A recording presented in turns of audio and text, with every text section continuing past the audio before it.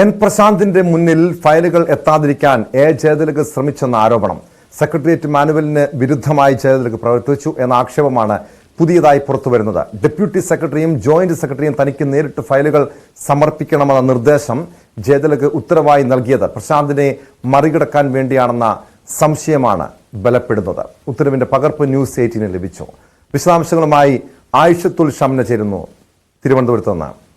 ഷംന, ഇപ്പോൾ പുറത്തുവന്ന ഉത്തരവ് വിവരങ്ങൾ അനുസരിച്ച് നേരത്തെ എൻ പ്രശാന്ത് ഉന്നയിച്ച ആരോപണങ്ങൾക്ക് ആക്ഷേപങ്ങൾക്കൊക്കെ കഴമ്പുണ്ടെന്നല്ലേ മനസ്സിലാക്കേണ്ടത്? തീർച്ചയായും ടോം, അങ്ങനെ തന്നെയാണ്. ദിവസേന ഗുരുതരമായ ആരോപണങ്ങളും അതിനെ ബലപ്പെടുത്തുന്ന തെളിവുകളുമാണ് ഇപ്പോൾ പുറത്തു വന്നുകൊണ്ടിരിക്കുന്നത്. ഇരുവരും എൻ പ്രശാന്തും അതുപോലെ തന്നെ ജയതിലകും അവർ SC/ST വകുപ്പിന് കീഴിൽ സേവനമനുഷ്ഠിച്ചിരുന്നു. ആ സമയത്തായിരുന്നു, അതായത് മാർച്ച് മാസത്തിലായിരുന്നു ഇത്തരം ഈ വിവാദമായ ഉത്തരവ് പുറത്തു വന്നത്. അതായത് നേരിട്ട് ഫയലുകൾ സമർപ്പിക്കണം, ഈ ഡെപ്യൂട്ടി സെക്രട്ടറിയും അതുപോലെ ജോയിന്റ് സെക്രട്ടറിമാരും തനിക്ക് നേരിട്ട് ഫയലുകൾ സമർപ്പിക്കണമെന്നായിരുന്നു ജയതിലകിന്റെ നിർദ്ദേശം. ഇത് എൻ പ്രശാന്തിന്റെ മുമ്പിൽ ഫയലുകൾ എത്താതിരിക്കാൻ വേണ്ടി ജയതിലക് മനഃപൂർവ്വം ഉണ്ടാക്കിയെടുത്തതാണ്. അല്ലെങ്കിൽ മനഃപൂർവ്വം ഈ ഫയലുകൾ എൻ പ്രശാന്തിന്റെ മുമ്പിൽ എത്തുന്നത് തടഞ്ഞു എന്നതിനെ ബലപ്പെടുത്തുന്ന കാര്യങ്ങളാണ് ഈ നിർദ്ദേശം. ഇത് തന്നെയാണ് ഇപ്പോൾ പുതിയ ആരോപണമായി ഉയർന്നു വന്നിട്ടുള്ളതും.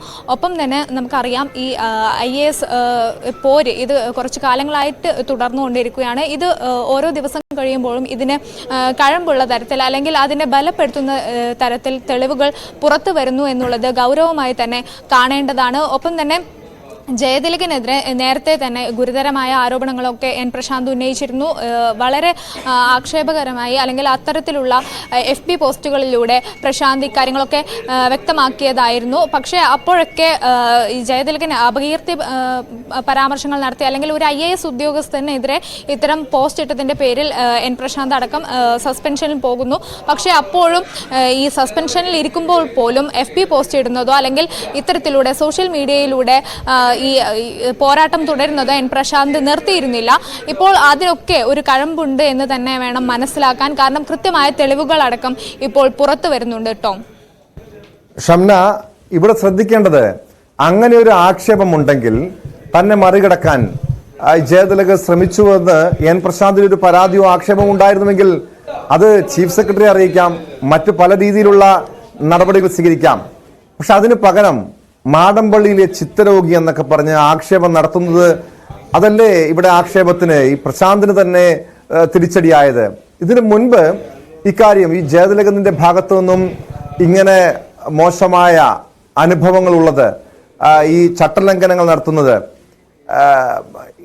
ഇത് ഈ അധികൃതരുടെ ഭാഗത്ത് ചീഫ് സെക്രട്ടറിയുടെ ഭാഗത്തൊന്നും എൻ പ്രശാന്ത് ഒരു പരാതിയായി ഉന്നയിച്ചിരുന്നില്ല? അതോ പരാതി ഉന്നയിച്ചിട്ടും അതിലൊന്നും യാതൊരു നടപടിയും സ്വീകരിക്കാതിരുന്നതാണോ?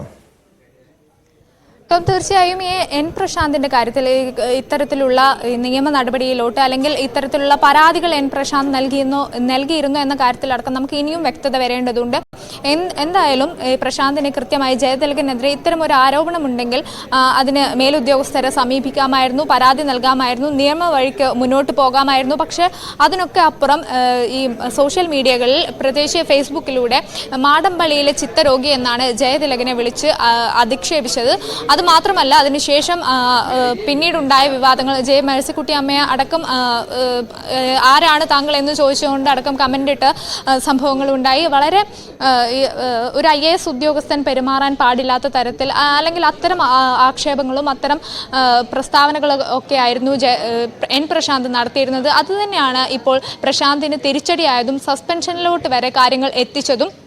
ഇത്തരത്തിലുള്ള ഒരു ആരോപണം ഉണ്ടായിരുന്നെങ്കിൽ അല്ലെങ്കിൽ ജയതിലകിനെതിരെ ഇത്തരം തെളിവുകൾ പുറത്തുവിടാനുണ്ടായിരുന്നെങ്കിൽ കൃത്യമായി തന്നെ പ്രശാന്തിന് നിയമ നടപടിയുമായി മുന്നോട്ട് പോകാമായിരുന്നു. എന്നാൽ അത് ഉണ്ടായില്ല എന്നത് തന്നെയാണ് ഇപ്പോൾ തിരിച്ചടിയായിരിക്കുന്നത്.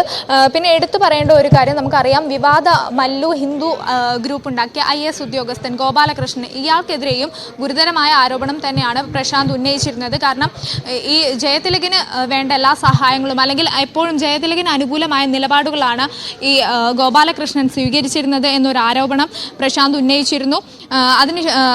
അതിനുശേഷം നമുക്കറിയാം ഈ ഗോപാലകൃഷ്ണൻ IAS ആണ് ഈ വിവാദ മല്ലു IAS ഗ്രൂപ്പുകൾ ഉണ്ടാക്കിയ ഒരു കേസിൽ അതിന് സസ്പെൻഷനിൽ പോകുന്നു. അപ്പോൾ ഉയർന്ന 2 ഉദ്യോഗസ്ഥർക്കെതിരെ ഈ ഗുരുതരമായ ആരോപണങ്ങളാണ് പ്രശാന്ത് ഉന്നയിച്ചിരുന്നത്. അതിലൊക്കെ വാസ്തവമുണ്ട് എന്ന് കൂടി വേണം മനസ്സിലാക്കാൻ.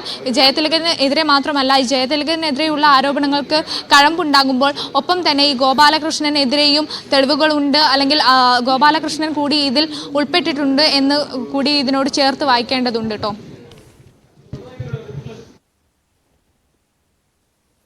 വ്യക്തമാണ്. ആയിഷത്തുൽ ഷംനയാണ് വിവരങ്ങൾ നൽകിയത്. മറ്റൊരു പ്രധാനപ്പെട്ട വാർത്ത